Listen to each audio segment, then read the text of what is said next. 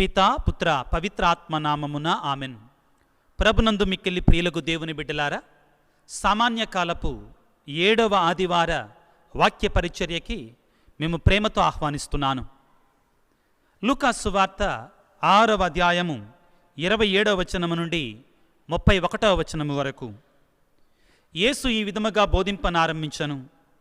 కానీ నేను మీతో చెప్పనది ఏమనా, మీ శత్రువులను ప్రేమింపుడు, మిమ్ము ద్వేషించు వారికి మేలు చేయుడు, మిమ్ము శపించు వారిని ఆశీర్వదింపుడు, మిమ్ము బాధించు వారికై ప్రార్థింపుడు.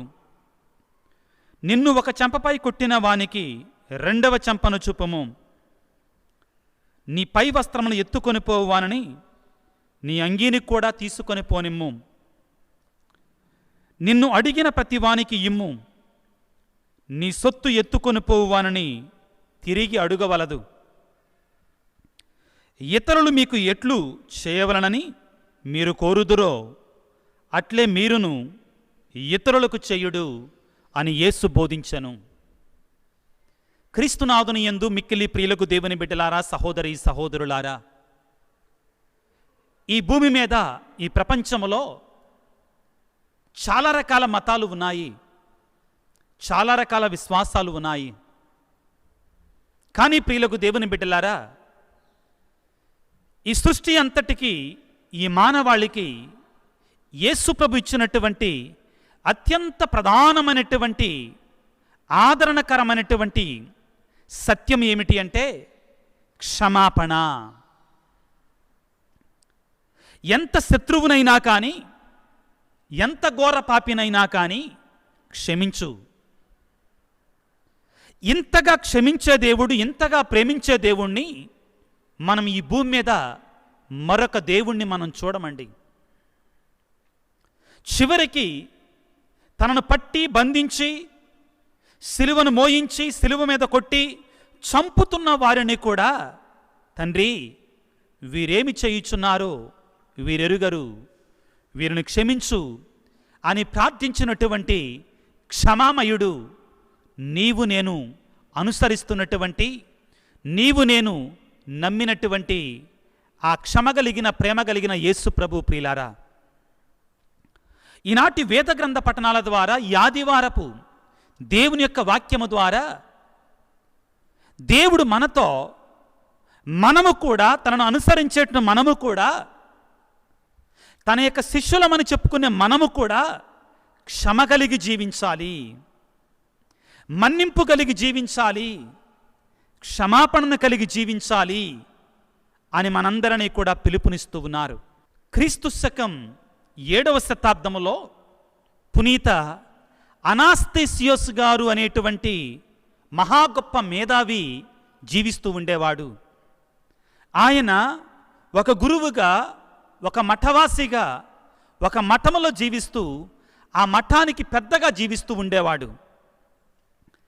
ఆయన ఎన్నో గ్రంథాలని చదివి ఎంతో జ్ఞానాన్ని సంపాదించి ఎన్నో ప్రపంచంలోని గ్రంథాలన్నింటినీ ఔపాసన పట్టినటువంటి వాడు, మహాజ్ఞానిగా పేరు తెచ్చుకున్నాడు.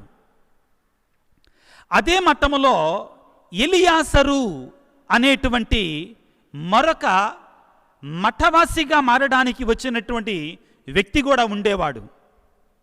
అయితే అతనిలో కొంచెం దొంగ బుద్ధి ఉండేది. ఒకానొక రోజున ఆ మఠములో ఉన్నటువంటి అనస్తాసియోస్ గారి యొక్క పుస్తకాన్ని ఒకదాన్ని దొంగతనం చేసి ఆ టౌన్లో ఉన్నటువంటి పాత పుస్తకాలు అమ్ముకునే వ్యక్తి దగ్గరికి వెళ్ళి, నేను నీకు ఈ పుస్తకాన్ని ఇస్తాను, నీవు నాకు ఒక బంగారు నాణెం ఇస్తావా అని అడిగాడు. అయితే ఆ పాత పుస్తకాలు అమ్మేటువంటి ఆ వ్యక్తి అన్నాడు, ఈ పుస్తకాన్ని ఒక రాత్రి నువ్వు నా దగ్గర ఉంచగలిగితే దీనికి ఒక బంగారు నాణెం ఇవ్వవచ్చా లేదా అని రేపు నేను నిర్ణయించుకొని నేను ఇస్తానా లేదని నీకు చెప్తాను అన్నాడు. ఈ ఎలియాజరు ఆ పుస్తకాన్ని అక్కడ విడిచిపెట్టి, సరే నేను రేపు వస్తానని చెప్పి వెళ్ళిపోయాడు మఠానికి. మరునాడు ఎలియాజరు మరలా ఈ పాత పుస్తకాలు అమ్మేటువంటి వాని దగ్గరకు వచ్చి అడిగాడు, నేనిచ్చిన పుస్తకానికి ఒక బంగారు నాణెం ఇస్తావా లేదా అంటే, ఇస్తాను బాబు, తప్పనిసరిగా ఒక బంగారు నాణెం ఇస్తాను, తీసుకో అన్నాడు. అయితే ఎలియాజరుకి ఆశ్చర్యం కలిగింది. నిన్న ఒక బంగారు నాణెం ఇవ్వమంటేనే ఆలోచించినటువంటి ఈ వ్యక్తి ఈరోజు వెంటనే బంగారు నాణ్యాన్ని ఎందుకు ఇస్తున్నాడు? అసలు ఆ పుస్తకం యొక్క విలువ ఎలా తెలిసింది తనకి అని అతన్ని అడిగాడట. నీకు ఈ పుస్తకం విలువ ఎలా తెలిసింది? ఈ పుస్తకాన్ని ఎవరికి చూపించావు అంటే, ఆ పాత పుస్తకాలు అమ్మేటువంటి ఆ వ్యక్తి అన్నాడట, అదిగో ఆ ఊరి బయట మఠం ఉంది కదా, ఆ మఠంలో ఉన్న అనస్తాసియస్ గారు అని ఒక ఆయన ఉన్నాడు, ఆయనకు చూపిస్తే ఆ పుస్తకం మంచిదా కాదని టక్కున చెప్పేస్తాడు. అంత తెలివైనటువంటి ఆయన, అన్ని పుస్తకాలు చదివేసినటువంటి ఆయన. కాబట్టి నిన్న రాత్రి నేను ఆయన దగ్గరికి వెళ్ళి ఈ పుస్తకానికి ఒక బంగారు నాణెం ఇవ్వవచ్చా అంటే, అతను నాతోటి అన్నది ఏమిటి అంటే, ఈ పుస్తకానికి 100 బంగారు నాణ్యాలైనా ఇవ్వవచ్చు అని చెప్పాడు. కాబట్టి ఇదిగో నీ బంగారు నాణెం అనని ఆ ఎలియాజరుకి ఇవ్వబోయాడు. వెంటనే ఎలియాజరుకి రాత్రి జరిగిన సంఘటన గుర్తుకు వచ్చింది.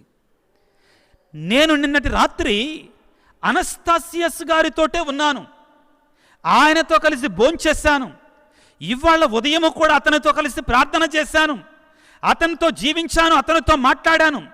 కానీ నేను పుస్తకాన్ని దొంగతనం చేశానని తెలిసి కూడా నన్ను పల్లెత్తి మాట కూడా అనలేదు అనస్తాసియస్ గారు. అంత మహా గొప్ప వ్యక్తి దగ్గర నేను ఈ నీచమైన పని చేశానా? నన్ను ఆయన క్షమించేశాడే. నేను దొంగని అని తెలిసినా కానీ, నేను ఆయన విలువైన పుస్తకాన్ని దొంగతనం చేశానని తెలిసినా కానీ నన్ను క్షమించి ఆయన నేను దొంగతనం చేసి 100 నాణ్యాలు 100 బంగారు నాణ్యాలు విలువ చేసే పుస్తకాన్ని కూడా ఒక్క బంగారు నాణ్యానికి అమ్ముకోవటానికి కూడా సిద్ధపడ్డానని తెలిసినా కానీ ఆయన నన్ను క్షమించాడే. నన్ను మామూలు వ్యక్తిలాగానే గౌరవించాడు ఈరోజు ఉదయం కూడా. అటువంటి మహానుభావునికి నేను ద్రోహం చేస్తున్నాను అనుకొని, లేదయ్యా నేను పుస్తకాన్ని నమ్మను, నా పుస్తకం నాకు ఇచ్చేసే అన్నాడు. ఆ పాత పుస్తకాలు కొనే వ్యక్తి అన్నాడంట, నీకు కావాలంటే 50 బంగారు నాణాలు ఇస్తా, నీకు కావాలంటే 50 బంగారు నాణాలను ఇస్తా, ఇదిగో నువ్వు నాకు ఆ పుస్తకాన్ని నమ్ము అన్నాడట. ఎలియాజర్ అన్నాడట, నువ్వు నాకు 50 బంగారు నాణాలు ఇవ్వగలవు కానీ అనస్తాసియస్ గారిలాగా నన్ను క్షమించలేవు కదా అని ఆ పుస్తకాన్ని తీసుకొని కళ్ళ నిండా నీళ్లతోటి అనస్తాసియస్ గారి దగ్గరికి వెళ్ళి ఆయన పాదాల ముందు వంగి నమస్కరించి, నేను పాపం చేశాను, నేను తప్పు చేశాను, నన్ను క్షమించండి అని వేడుకుంటే అనస్తాసియస్ గారు అన్నారట, ఎలియాజరు ఆ పుస్తకాన్ని నీకు ఇచ్చేస్తున్నా ఉచితంగా, తీసుకో అన్నాడట. అప్పుడు ఎలియాజర్ అన్నాడట, అయ్యా నువ్వింత మహా గొప్ప వ్యక్తివి, నీవు నేను దొంగనని తెలిసినా కానీ నన్ను పల్లెత్తి మాట కూడా అనకుండా నన్ను క్షమించి తిరిగి మళ్ళా ఈ పుస్తకాన్ని కూడా నాకు ఇస్తానంటున్నావు చూడు, ఆ జ్ఞానము నీకు ఎక్కడి నుంచి వచ్చిందయ్యా అంటే, ఆ జ్ఞానము నాకు క్షమామయుడినట్టు యేసుప్రభు దగ్గర నుంచి వచ్చింది. ఆయన నుండి నేను నేర్చుకున్న క్షమించటం అని చెప్పిన తర్వాత, నాకు ఈ పుస్తకం వద్దు, ఆ డబ్బులు వద్దు, ఆ జ్ఞానాన్ని ఇవ్వయ్యా, క్షమించే జ్ఞానాన్ని ఇవ్వయ్యా, కన్నీళ్లు నిండినటువంటి కళ్ళతోటి వేడుకున్నాడట. ప్రియులకు దేవుని బిడ్డలారా, క్రీస్తునాథుని యందు మిక్కిలి ప్రియులకు దేవుని బిడ్డలారా, ఈ ప్రపంచంలో ఒక వ్యక్తిని మార్చటానికి అత్యంత శక్తివంతమైన మార్గం, యేసుప్రభు మనకు చూపిన మార్గం క్షమాగుణం. ప్రియులకు దేవుని బిడ్డలారా, ఈనాడు వేద గ్రంథ పఠనాలు ఇదిగో ఈ క్షమాపణ గురించి మనకు నేర్పిస్తూ ఉన్నాయి. ముఖ్యంగా ఈనాటి మొదటి పట్టణాన్ని మనం చూస్తే ప్రియులకు దేవుని బిడ్డలారా, సౌలు రాజు, దావీదు రాజు ఇద్దరూ కూడా మనకు కనబడుతున్నారు. ఏం జరుగుతుంది ఇక్కడ? దేవుడు సౌలు రాజుని ఇశ్రాయేలు ప్రజలకి మొట్టమొదటి రాజుగా అభిషేకించాడు. తనకి ఇశ్రాయేలు ప్రజల మీద సర్వాధికారాన్ని ఇచ్చాడు. ఒకసారి మనము సమూయేలు మొదటి గ్రంథం 10వ అధ్యాయం 1వ వచనం నుండి 6వ వచనం వరకు మనం చదువుకుంటే, ఏ విధముగా దేవుడు సౌలును ఎన్నుకొని ఇశ్రాయేలు ప్రజలకి రాజుగా అభిషేకించాడో మనకు అర్థమవుతుందండి. అయితే ఈ సౌలు రాజు దేవుని యొక్క ఆజ్ఞను ధిక్కరించాడు. యుద్ధము చేసిన తర్వాత, ఫిలిస్తీన్ల మీద యుద్ధం ముగిసిన తర్వాత దేవుడు ఆ పట్టణంలో ఉన్నటువంటి ప్రతి వస్తువును నాశనము చేయమన్నాడు.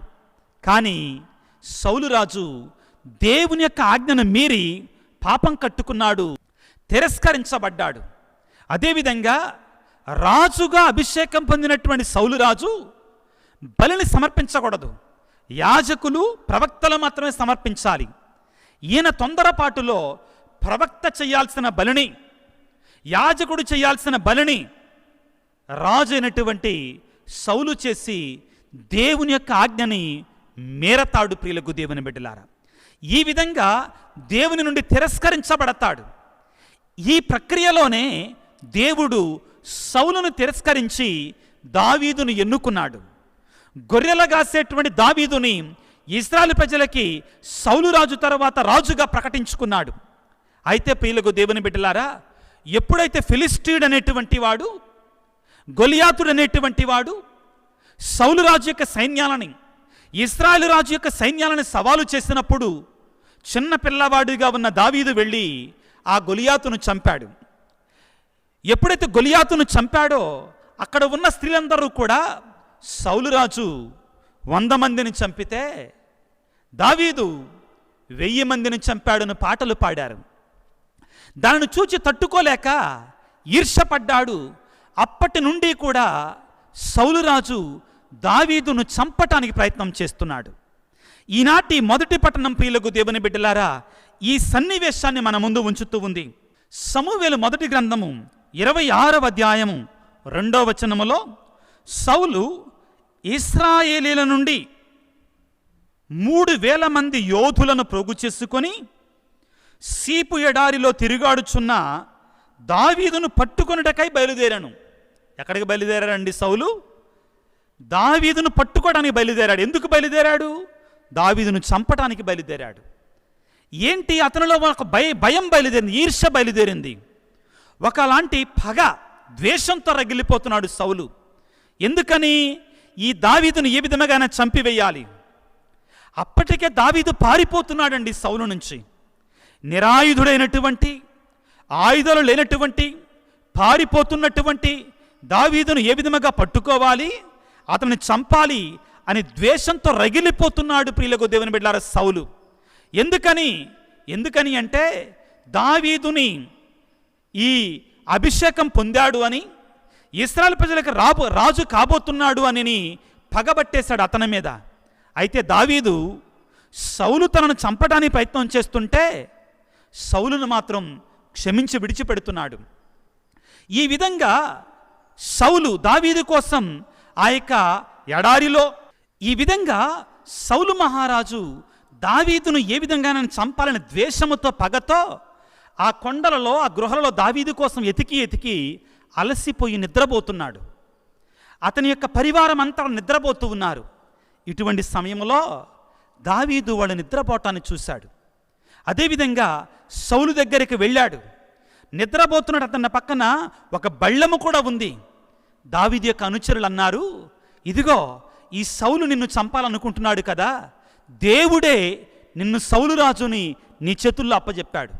సౌలును చంపేశాయి, ఆ తర్వాత నువ్వు రాజువు కావచ్చు, మేమందరం ఉన్నాం అని అంటే దావీదు క్షమించి సౌలు రాజును విడిచిపెడతాడు. ఆ సన్నివేశాన్ని ఒకసారి చదువుకుందాం ప్రియులారా. సమూవేలు మొదటి గ్రంథం 26వ అధ్యాయము 7వ వచనములో దావీదు అబీషయి రేచీకటిలో శిబిరము వద్దకు వచ్చిరి. సౌలు పాళెమున పరుండి నిద్రించుచుండెను. అతని ఈట తలవైపున నేలలో దిగవేయబడి ఉండెను. అబ్నేరు సైనికులు చుట్టూ పరుండి ఉండిరి. 8వ వాక్యములో అబీషయి దావీదుతో, నేడు ప్రభువు శత్రువును నీ చేతికి అప్పగించాను. దావీదుతో అంటున్నాడని తన స్నేహితుడైనటువంటి అబ్నేరు అనేటువంటి వ్యక్తి. ఇదిగో సౌలు నిద్రపోతున్నాడు, దేవుడే నీకు అప్పచెప్పాడు. ఏమంటున్నాడు?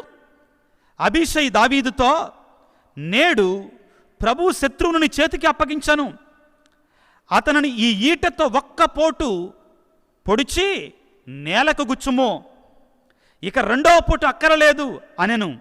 కానీ దావీదు అతనితో సౌలును చంపవలదు, ప్రభువు అభిషిక్తుని మీద చేయి చేసుకునొచ్చో పాపము కట్టుకొనవా? యావే తోడు భోగాలము దాపురించినప్పుడో యుద్ధరంగమునో ప్రభువే ఇతనిని చంపివేయునో. దావీదులో ఉన్న క్షమాపణ చూడండి, సౌలులో ఉన్న పగను చూడండి ప్రియులారా. ఈ రోజున నీకు నాకు దేవుడు ఒక గొప్ప సందేశాన్ని ఇస్తున్నాడు. సౌలు ద్వేషముతో పగతో శాంతి లేకుండా జీవిస్తున్నాడు. దావీదు అభిషేకం పొందిన దేవుని యొక్క రాజుని తనకు అవకాశం దొరికినా కానీ ఏమంటున్నాడండి? నేను కాదు చంపేది అతనని. దేవుడే న్యాయ తీర్పరిగా ఉంటాడు. God will be the judge. అతను ఒకవేళ తప్పు చేస్తే దేవుడు అతనికి తీర్పు విధిస్తాడు, నేను ఒకవేళ తప్పు చేస్తే దేవుడు నాకు తీర్పు విధిస్తాడు. ఈనాటి వాక్యములో ప్రధానమైన అంశం ఇదే ప్రియులకు దేవుని బిడ్డలారా. నీ శత్రువును నువ్వు ప్రేమించుము, నువ్వు క్షమించుము. అంత సులువు కాదు ప్రియులకు దేవుని బిడ్డలారా. దావీదు తనను చంపటానికి వచ్చినటువంటి ఆ సౌలు రాజును కూడా క్షమాపణతో క్షమించి వదిలిపెట్టాడు. అయితే సౌలు మాత్రం ద్వేషంతో పగతో నిరాయుధుడైనటువంటి ఆయుధాలు లేకుండా పారిపోతున్నటువంటి దావీదును కూడా వెంటాడి మరీ చంపాలనుకున్నాడు. చివరికి ఎవరు గెలిచారండి? క్షమించినటువంటి దావీదు గెలిచాడు. క్షమాపణ కలిగిన దావీదు గెలిచాడు. ఇంకా ఏమంటాడండి? అభిషేకం పొందిన రాజు మీద మనం చెయ్యి చేసుకోకూడదు అంటాడండి. అభిషేకం పొందినట్టు సౌలును మనం చంపకూడదు, మనకు అధికారం లేదు. కాలం వచ్చినప్పుడు దేవుడే తీర్పు తీరుస్తాడు అని పలుకుతున్నాడు ప్రియారా. ఆ తరువాత దావీదు సౌలు రాజు యొక్క ఆ వస్త్రాలలో ఒక అంగి అంచును కోసి దాన్ని తీసుకొని వెళ్తాడు. తీసుకొని వెళ్ళి దూరాన నిలబడి కొండ మీద నుంచి, సౌలు రాజా, ఇదిగో ఇదిగో నీ అంగి అంచు నా చేతుల్లో ఉంది చూడు అన్నాడు. ఎలా వచ్చింది నీ చేతుల్లోకి? నీవు నీ సైనికులందరూ నిద్రపోతున్న సమయంలో నేను నీ దగ్గరికి వచ్చాను. దేవుడు నిన్ను నా చేతికి అప్పచెప్పాడు, కానీ నువ్వు దేవుని యొక్క అభిషేకాన్ని పొందినటువంటి వాడివి కాబట్టి నేను చంపదలుచుకోలేదు అని పలికి అతన్ని క్షమించాడు. ప్రియులకు దేవుని బిడ్డలారా, దావీదు సౌలు ఇద్దరు వ్యక్తులు మనకు కనబడుతున్నారు. నీవు నేను ఏ విధముగా ఉన్నాం? ఈ ఆదివారం రోజున మనల్ని మనం ప్రశ్నించుకోవాలి. మనలో ఒకవేళ ఈ పగ, ఈ ద్వేషం ఉన్నట్లయితే, ఏ వ్యక్తి అయితే పగ ద్వేషముతో ఉంటాడో ఆ వ్యక్తి తన యొక్క నాశనాన్ని కొని తెచ్చుకుంటాడు. ప్రభునందు ప్రియులకు దేవుని బిడ్డలారా, ఈనాటి సువిశేషములో కూడా యేసు ప్రభువు ఈ క్షమాపణ గురించి మనందరికీ నేర్పిస్తూ ఉన్నాడు. ఏమంటున్నాడు? మీ శత్రువులను ప్రేమింపుడు, మేము ద్వేషించు వారికి మేలు చెయ్యండి అంటున్నాడు. చాలా కష్టతరమైనటువంటి కష్టసాధ్యమైనటువంటి కార్యం. కానీ ప్రియులకు దేవుని బిడ్డలారా, యేసు ప్రభువు నీకు నాకు మాటలు మాత్రమే చెప్పలేదండి, ఆయన చేతలు చేసి ఇది సాధ్యమే అని నిరూపించాడు. సిలువ మీద వేలాడుతూ ఉండగా ఆయనను చంపినటువంటి వారిని కూడా ఆయన క్షమించి, తండ్రి వీరేమి చేయుచున్నారు వీరెరుగరు, వీరిని క్షమించండి అని పలికి క్షమాపణ ఏ విధంగా ఉండాలని మనకు నేర్పించాడు. ఒకసారి లోకాన్ని చూడండి ప్రియులకు దేవుని బిడ్డలారా. పగ వలన, ద్వేషం వలన కుటుంబాలు, వ్యక్తులు, రాజ్యాలు, ప్రపంచం ఎంతగానో నాశనం అవుతుందండి. కానీ ప్రభు నీకు నాకు నేర్పించేది ఏమిటి అంటే, క్షమాపణ, ప్రేమ కలిగి ఉండండి. క్షమించేటువంటి వానిని, ప్రేమించేటువంటి వానిని దేవుడు ఎల్లప్పుడూ చల్లగా దీవిస్తాడు. ఏ విధముగా క్షమించినటువంటి దావీదును దీవించాడో, ఏ విధముగా మన్నించినటువంటి, ప్రేమించేటువంటి దావీదును దేవుడు ఆశీర్వదించాడో, పగతో ఉన్న సౌలు నాశనం అయిపోయాడో, రాజ్యాన్ని కోల్పోయాడో, అదేవిధంగా మనకు కూడా జరుగుతుందని హెచ్చరిస్తూ ఉన్నాడు. ఈ రోజున ప్రభువుని వేడుకుందాం. యేసయ్యా, నీలాంటి క్షమించే దేవుడు మరొకడు లేడయ్యా. క్రైస్తవులమైన మాకు కూడా ఈ క్షమాపణ అనేటువంటి గుణాన్ని మాకు నేర్పించు. మా మీద ఎవరైతే పగ, ద్వేషము కలిగి ఉన్నారో వారిని క్షమించి మన్నించే గొప్ప హృదయాన్ని మాకు దయచేయి తండ్రి అని తలలు వంచి ప్రార్థన చేసుకుందాం. సర్వశక్తిమంతుడా, సర్వోన్నతుడా, ప్రేమామయుడా, ఈనాడు మీరు మాకు ఇచ్చినటువంటి వాక్యాన్ని బట్టి మీకు స్తుతులు, స్తోత్రాలు, వందనాలు. తండ్రి, మేమందరం మనకు క్షమాపణ కలిగి ఉండాలని, మాకు ద్రోహం చేసినటువంటి వారిని మన్నించాలని మీరు మాకు నేర్పిస్తున్నారు. ఓ ప్రేమామయుడా, ఓ కరుణగల తండ్రి, మాలో ఉన్న పగాద్వేషాలను తీసివేయండి, కక్షలు కార్పణ్యాలను తొలగించండి. నీ ప్రేమ, నీ జాలి, నీ కరుణ, నీ దయను మాపై ఉంచమని, మా కుటుంబాలను దీవించమని, మరి ముఖ్యంగా అనారోగ్యంతో బాధపడుతున్న బిడ్డలను స్వస్థపరచమని, కుటుంబాలలో భార్యాభర్తల మధ్యలో పగాద్వేషాలను తీసివేయమని, శాంతి సమాధానం నెలకొల్పమని మా ప్రభు అయిన క్రీస్తు ద్వారా వేడుకొనుచున్నాము తండ్రి. ఆమెన్. ప్రభువు మీతో ఉందురుగాక, మీ ఆత్మతో ఉందురుగాక. సర్వశక్తిగల సర్వేశ్వరుడు పితా, పుత్ర, పవిత్రాత్మ మిమ్మందరిని చల్లగా దీవించి ఆశీర్వదించి కాపాడుదురుగాక. God bless you. దేవుడు మిమ్ము దీవించుగాక. ఆమెన్.